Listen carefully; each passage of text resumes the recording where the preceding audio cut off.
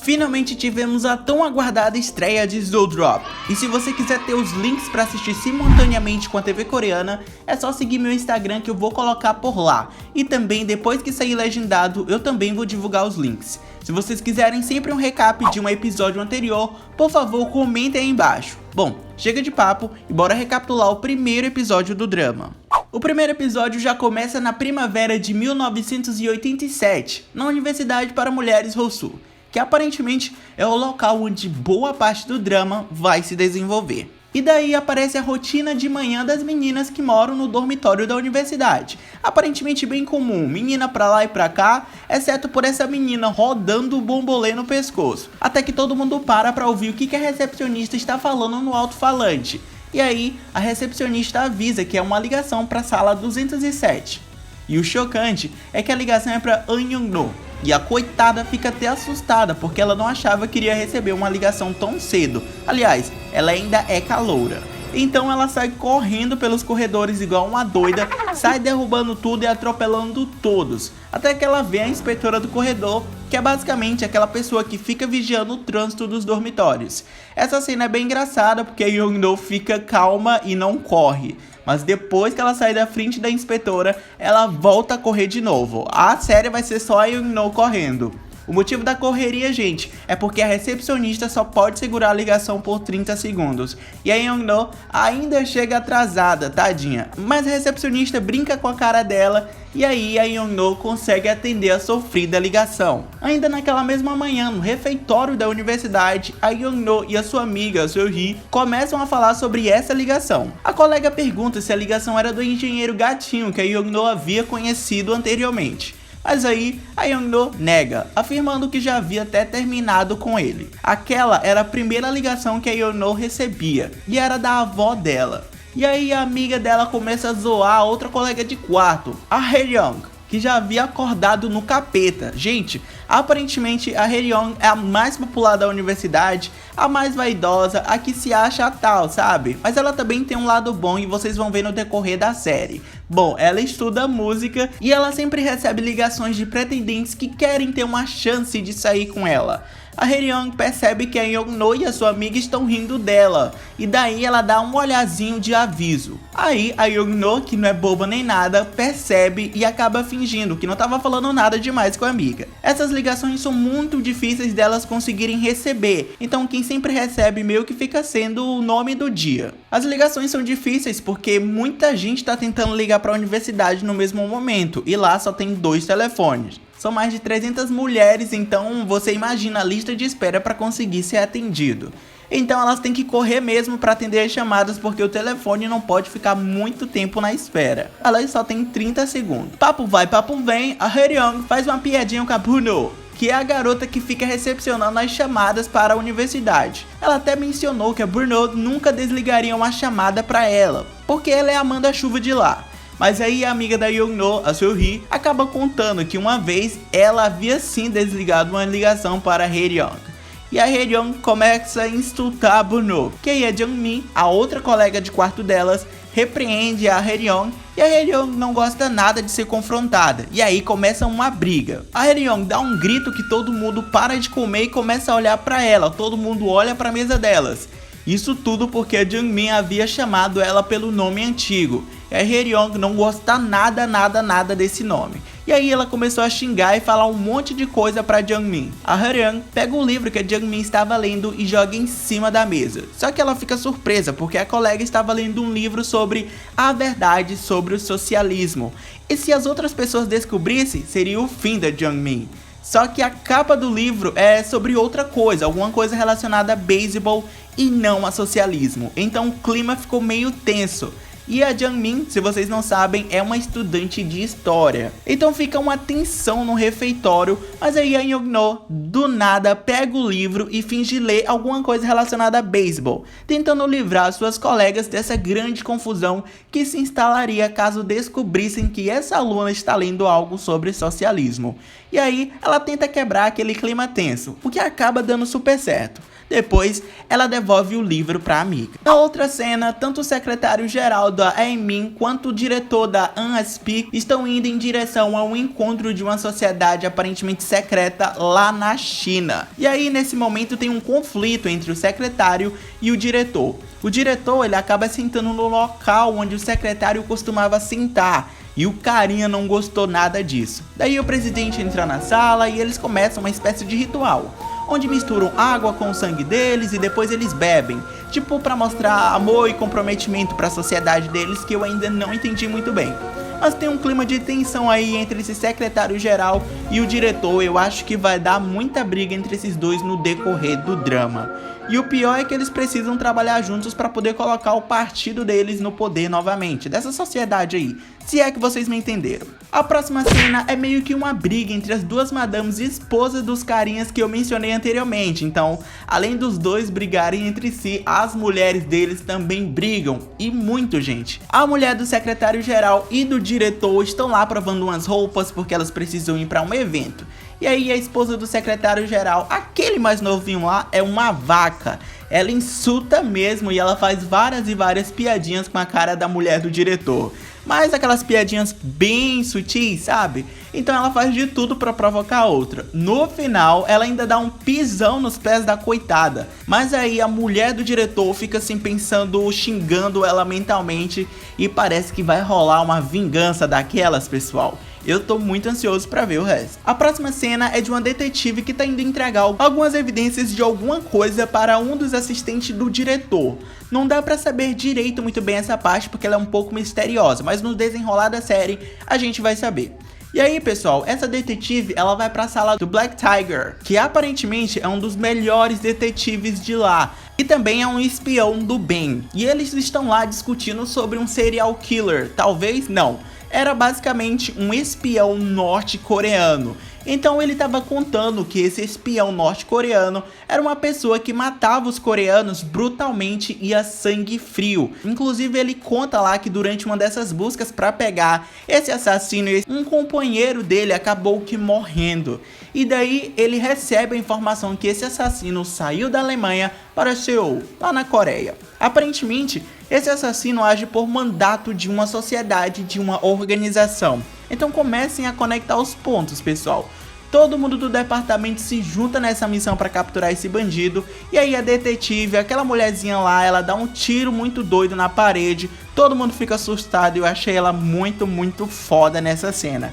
Aparentemente, alguma coisa aconteceu entre eles e ela também acaba entrando nessa missão para capturar esse bandido, mas eu quero entender o que aconteceu com ela e com Black Tiger. E enquanto isso, o Lee Soo-ho é assediado pelas meninas que estão do outro lado.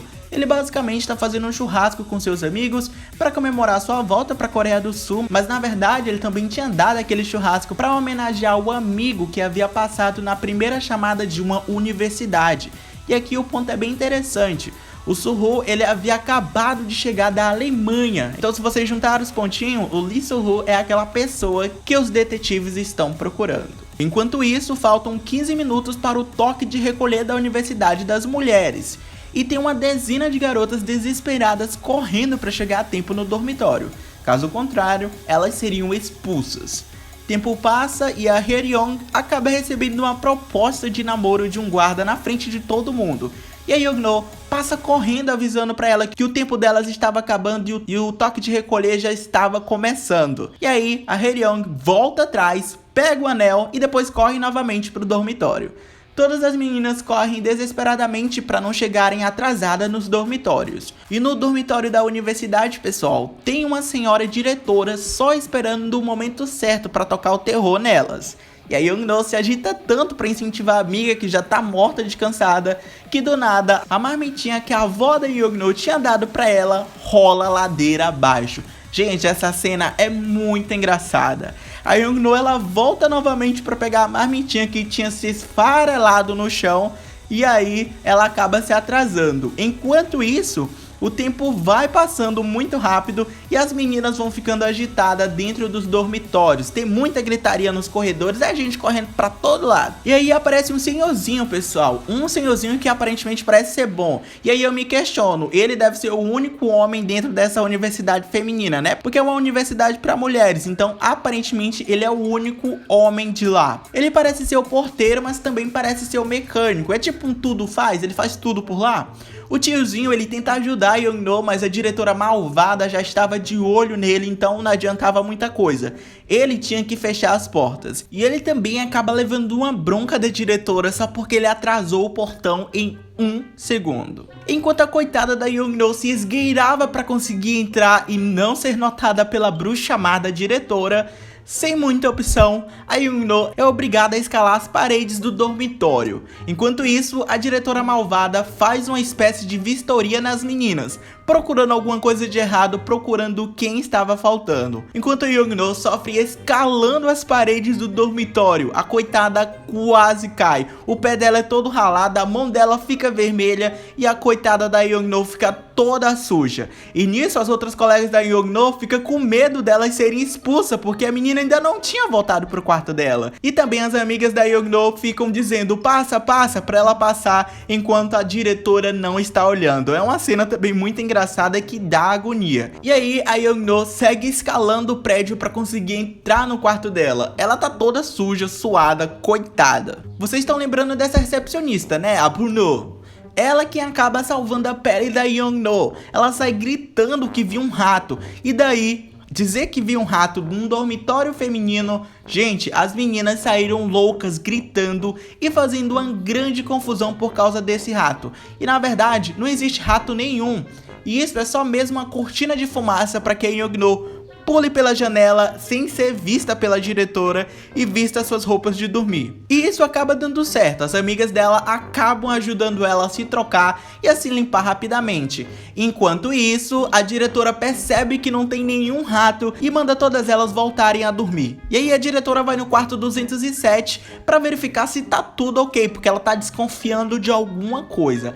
Ela percebe que a Young-no está toda suada e a Young-no diz que é porque correu muito para não chegar atrasada e a diretora cortou o papo da Young-no. Ela diz para não se atrasar porque se elas se atrasassem, as outras colegas também poderiam ser expulsas. E essa universidade e o dormitório, pessoal, seguem um negócio bem disciplinar, bem restrito e elas precisam seguir tudo à risca. Vamos lembrar que a gente tá falando de uma década muito disciplinar e muito rígida para as próprias mulheres, então era óbvio que elas não podiam ficar até tarde na rua. E aí, a Young-no percebe que acabou esquecendo a marmitinha que fez ela se atrasar e quase ser expulsa da universidade. Ela esquece a marmitinha com os bolinhos de arroz. E aí ela vai até o lugar onde tá aquele senhorzinho, que é um porteiro mecânico. Parece que ele tá tipo numa dispensa, eu não sei. Mas aí, para a sorte da menina, ele havia pego a marmitinha. Então ela agradece ele, dá um bolinho e sai. Enquanto isso, a Young-no e a Sohee vão até o quarto da Bruno, a recepcionista que gritou que viu um rato, vocês lembram? Bom, elas agradeceram a menina pela ajuda, deram um bolinho de arroz. Em troca, a Bruno pediu pra Young-no dar um livro de Romeu e Julieta na versão em inglês, porque a Young-no tava devendo ela pelo aquilo que ela tinha feito.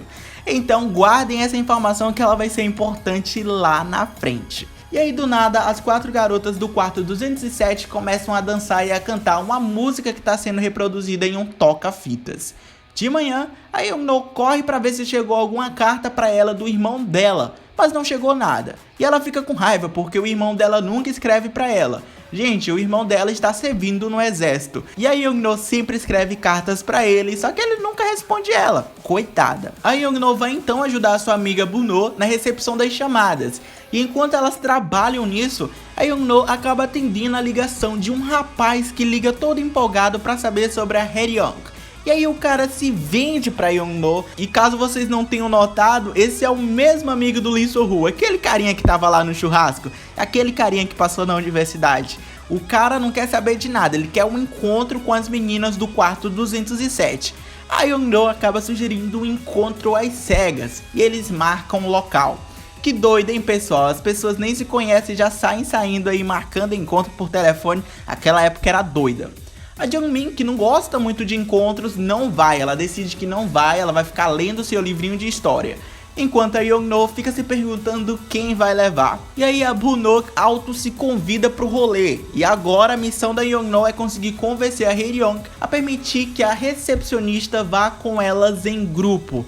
Ela faz de tudo, ela implora, ela fala um monte de coisa pra Haeryong e a colega acaba negando, mas aí no final ela acaba permitindo. Enquanto isso, o outro carinha tenta convencer o Lee Soo-ho, que é um dos seus amigos, a ir no encontro às cegas. Só que o Soo-ho só diz que só vai lá se ele conseguir informações sobre o professor Han. Guarde essa informação que ela vai ser muito útil no final do episódio. O encontro acontece em um café e o Gwon Tae-shi está com Lee Soo-ho no banheiro planejando como é que vai ser esse encontro e traçando armadilhas para poder ficar com a Haeryong.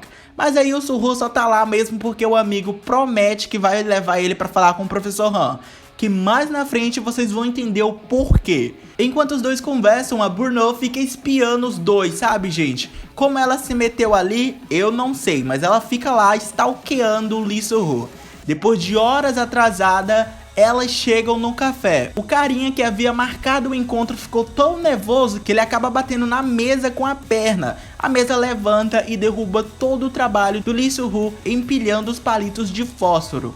E aí, imediatamente, a gente tem aquela cena super romântica da Youngno com Lee Soo-ho. Porque a Youngno, assim que chegou, ela tinha ficado surpresa com aquele negócio que o Lee Soo-ho tinha feito. E aí, numa tentativa de tentar segurar, eu acho que não, ela só queria tocar nas mãos dele, ela acaba tocando nas mãos do Lee Soo-ho e a cena fica em slow motion para mostrar o primeiro toque entre os protagonistas. Um fica olhando pro outro como quem não quer nada, e aí já sabemos que ali eles começam a sentir aquela primeira faísca. A Bruno, que já estava atrasada, chega do nada no encontro com seu livro em inglês, de Romeu e Julieta. Tá aí a informação, ela queria o livro para se passar de estudante universitária, e ela já chega bem metida mesmo, coitada. Eu até entendo ela não tem tantas oportunidades assim de sair em um encontro com os rapazes. Daí ela dá um chega pra lá nas meninas e vai logo se apresentando pra todo mundo. Inclusive ela até muda de nome, pessoal. A próxima cena é bem engraçada. Eles tentam escolher os seus parceiros. Basicamente, cada um coloca um item em cima da mesa e uma das meninas vai escolhendo o objeto. A menina que escolher tal objeto vai sair com tal pessoa. Como previsto, a Haeryong escolheu certificado de aprovação em um exame. Aí, a Seo-hee pulou a vez dela para Youngno. Era a vez da Youngno decidir, e aí quando ela vai passando a mão lá em cima dos objetos, os caras vão fazendo um negocinho, uma coisa avisando que a coisa é dele. Inclusive nessa cena o Lee Soo-ho tava doido para que a Youngno pegasse o papelzinho dele. Mas aí, como a Bruno não é burra e nem nada, ela já tinha visto que o avião de papel era do Soo-ho e ela tinha visto que a Youngno ia pegar esse avião, ela meio que dá uma desesperada e aí dá um tapa na mão da Youngno, pega o avião de papel e diz que porque ela é mais velha, ela precisava tirar primeiro. Fica um clima tenso e estranho por conta da atitude dela, mas a cena acabou sendo bem engraçada e eles cada um saíram para os seus rolês. Depois, a Youngno vai para uma livraria e começa a ouvir uma fita. E do nada, ela começa a cantar. Todo mundo que estava perto da menina começa a rir. Inclusive o Soo-ho, que também está nessa livraria. Ele começa a rir dela. A coitada da Youngno estava envergonhada, percebe que tava todo mundo rindo dela cantando alto, então ela acaba saindo correndo da cabine de onde ela tava ouvindo a música e mais uma vez ela esbarra com o Soo-ho. E eles ficam se olhando, e aí do nada a Youngno mete uma pergunta sobre o que tinha acontecido com o encontro dele com a amiga recepcionista da universidade. E aí o Soo-ho apenas diz que estava ocupado demais e que não poderia ir para o evento que a amiga tinha convidado. E aí ele pergunta para Youngno sobre o encontro dela. E ela também repete a mesma coisa que ele havia falado pra ela. Engraçado, hein, gente? E daí a Youngno acaba saindo da livraria toda envergonhada, tadinha, não tinha dinheiro pra poder comprar a fita que ela queria. Mas aí o Soo-ho, todo cavalheiro, vai lá atrás da menina e dá de presente pra ela aquela fita que ela tava ouvindo e cantando alto lá na livraria. E o Soo-ho some da vista da menina, apenas deu a fita e sai. E daí a Youngno sai correndo atrás pra poder devolver a bendita fita. Pelo menos a minha filha é orgulhosa. Nisso tudo tem vários guardas policiais que estão procurando pessoas que são procuradas pela polícia. E aí eles dois acabam entrando em um beco e contracenando uma cena de casal como se eles estivessem brigando para poder despistar a polícia. O Suho agradece a Young-no por despistar os policiais e quase convida ela para um jantar, mas ele meio que desiste. E aí a pobre da Young-no resolve convidar ele para sair para o café novamente para eles se resolverem. A Young-no volta pro quartinho dela no dormitório e fica toda boba enquanto grava sua primeira impressão, achando que já tá apaixonada pelo menino. Mal ela sabe que ele é um bandido procurado por um monte de detetive.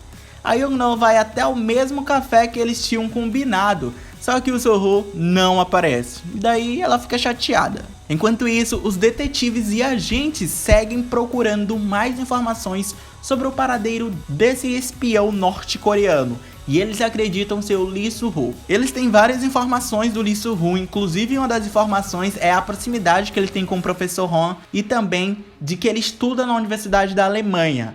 Mas aí acabaram descobrindo que ele nunca estudou lá. No mesmo momento, o Suho está dando uma ajudinha pro professor Han, que aparentemente teve os pneus de seu carro furado. Logo, o bom moço dá uma ajudadinha pro professor. Mas ele mal sabe que tá indo para uma armadilha que talvez ele nem volte a se lembrar o que aconteceu. Vocês lembram daquela gente, pessoal? Pois é, ela e o parceiro dela acabam batendo propositalmente no carro onde tá o Suho, o professor e mais seus dois amigos, que eu não sei quem são. Foi pra matar mesmo. E aí começa a caçada em busca do Suho. O Suho e o seu colega saem disparada pra algum lugar e eles acabam se separando, enquanto os detetives e os agentes correm atrás dos dois com uma arma e atirando muito. Ao mesmo tempo que acontece ali nas ruas um protesto por eleições democráticas mais justas, que inclusive uma das colegas da Young-no está no protesto.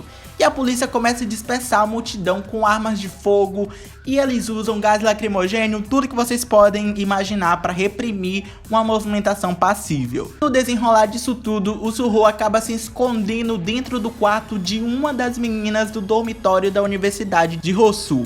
Ele tá todo ferido e cortado e ele levou um tiro. Os detetives invadem o dormitório da universidade e isso acaba assustando todo mundo que tava lá porque os caras estão armados. E aí a Young-no percebe que a janela do quarto dela foi arrombada e ela fica assustada, não sabe o que tá acontecendo. Enquanto isso, a diretora do dormitório confronta os detetives que não poderão entrar nos quartos sem uma declaração de busca e apreensão. E aí a Jung-mi acaba chegando e correndo pra lá pro quarto dela. E o Black Tiger acaba ameaçando a diretora. Mas aí o choque acontece quando a Young-no vê que tem um homem todo ensanguentado no chão do quarto. E esse homem é nada mais nada menos que o Lee Suho, o cara que ela tava meio que se apaixonando. E o episódio meio que acaba aí. Para mais recapitulações como esse é só se inscrever no canal. Mas antes me conta aí, o que vocês acharam do primeiro episódio de Snowdrop? Vocês gostaram dessa recap? Você já deve ter ouvido essa música do Blackpink.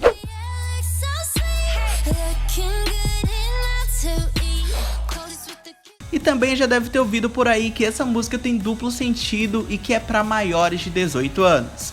Mas a própria compositora da música revelou a verdade por detrás dessas histórias. E para saber o que ela falou, é só assistir o vídeo que tá aparecendo na sua tela de recomendação. Vai lá que eu te conto melhor sobre essa história. Muito obrigado por assistir esse vídeo e até a próxima.